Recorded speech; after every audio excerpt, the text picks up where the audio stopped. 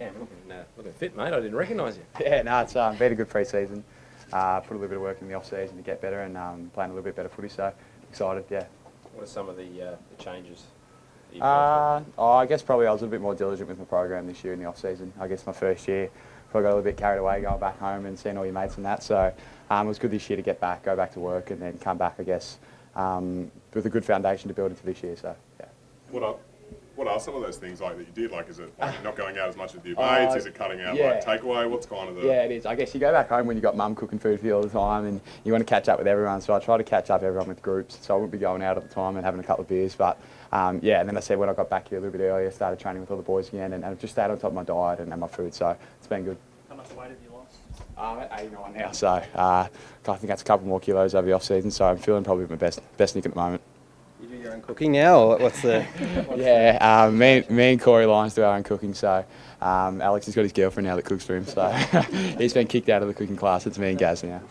You guys did your own, you did your classes, didn't you, to do some stuff? Yeah, we did some cooking classes with the club, and I think they've got the younger boys doing that now, so Pip Taylor, our dietitian's on top of that, and they do a good job to keep everyone on top of it. So what's the Rayner special? I do a red pasta that's actually one of my friend's mums from back in Melbourne that she taught me when I went back down there last time, so that's a bit of a special at our house.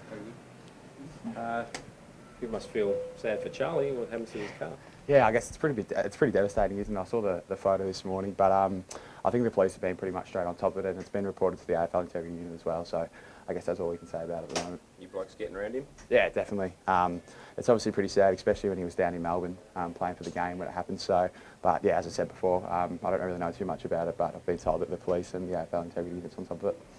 Heard you went pretty well in the intra-club trial. How was out against the boys? How'd you go? Yeah, it is. I guess you get a little bit tired of playing against your teammates over and over again, but I guess this will probably be the last one before the games start coming around. But it's been good. As I said, I've been trying to string as many good games as I can together to give me a little bit more confidence going into the year, and I feel like I've done that so far. So that's just given me building blocks to attack a good 2020. Yeah, I think, excuse my ignorance, but I think #1 draft pick, and obviously that pressure, I guess, must have been huge trying to come up to those expectations. Yeah, there's a few expectations, but as I said, I think the important thing was making sure that when I went away home and did the work, that I could come back here.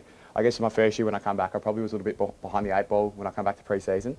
So it was almost like I was catching up the whole pre-season. So this year, being able to lay those foundations out and then build on top of it, yeah, I feel like that holds me in good stead. So what's the goal for 2020 then? Obviously, I just want to keep playing consistent footy. Winning's the most important thing for me. I love winning, and obviously getting a taste of that last year, that was awesome. So, firstly, I'm going to focus on club success, and if I can keep my consistent footy out, that'll be good. Are you tipping anyone for a big 2020 out of any of your teammates? Anyone look standing out in the pre-season? I like to look at we've had a lot of competition for that half-back spot now. I guess you get Birch, Cal Archie, and even Stars has come in this year. So it's going to be exciting. It's probably going to be a hard job for the coaches to pick that half-back line. But the boys are moving well. The young kids are pretty good. Dev's been really well, and JP as well. Jackson Pry's been moving really well. So there's probably more competition on that half-back spot again. So the boys have been pretty good. What about yourself? Where will you be spending the most time? Like in the forward line or through the middle more this year? Or? I guess it's still pretty a hard midfield to crack into when you've got probably the best, I think it was ranked the best midfield in the comp. So I'm going to be still playing down the forward line and try and pinch it in there. Yeah. Are you on light duties today, or are you just having No, it's been a pretty good pre-season. I haven't really missed any sessions, so I just did a couple more running mechanics today and just focused on the drills out there to get a little bit more Ks in, just to just feel a bit better going into this week because it's been a bit stiff recently. So yeah. Is more midfield time a realistic goal for you? Yeah, definitely this year. I guess I feel that I've seen that in the games this year in the pre-season.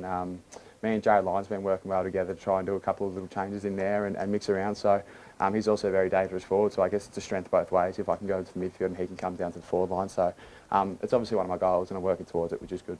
Bit of rust from the team first up, Cam. What should we expect this weekend? No, it's going to be exciting. I think everyone's ready to get out there. Carlton looks pretty good as well. They've got a lot of good new players in, so we're excited to get another challenge and go down to Melbourne.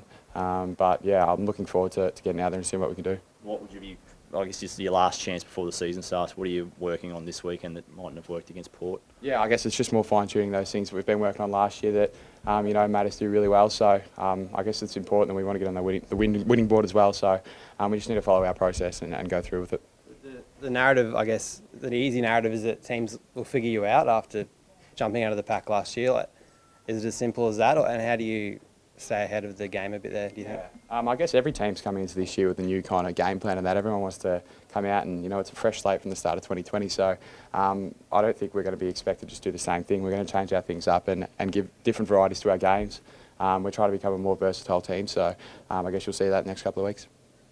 Okay, first game in Melbourne in front of Melbourne supporters. We've got our family fun day. You're looking forward to meeting all the supporters on Monday? Yeah, it'll be good. It's good to get down to Melbourne and see all the old Fitzroy supporters and all the people that cheer us on down there. So looking forward to getting out to the hockey centre and seeing everyone.